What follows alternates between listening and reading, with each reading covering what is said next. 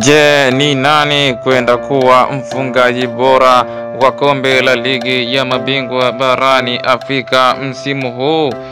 Wachezaji wengi msimu huu wamekuwa katika performance nzuri, japo kuna wengine ambao ni vinara wa kombe hili, lakini timu zao tayari zimeshaondoshwa mashindanoni.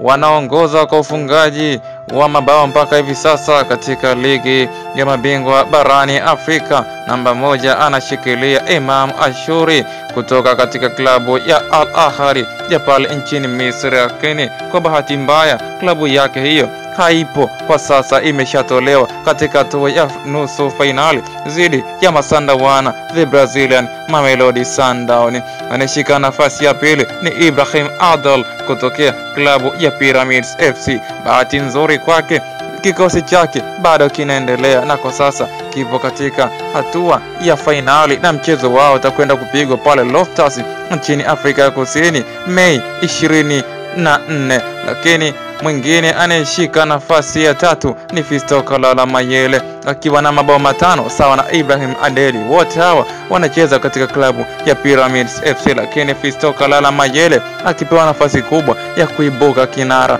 msimu huu.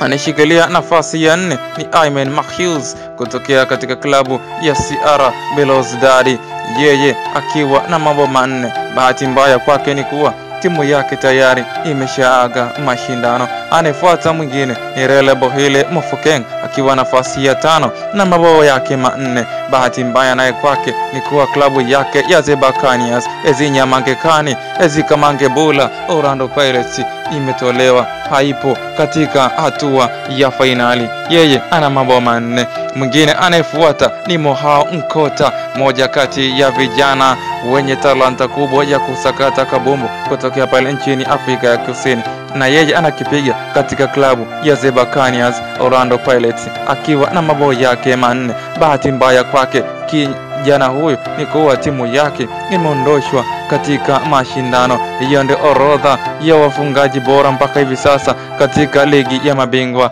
barani Afrika. Je, Fiston Kalala Mayele atafanikiwa kwenda kuwa mfungaji bora msimu huu? Mimi na wewe atufahamu. Hii ni Iyunga Sports na mimi ni Steven Richard. Kipenda unaweza kanita The Voice of Love. Usisahau kushare, kulike pamoja na kusubscribe.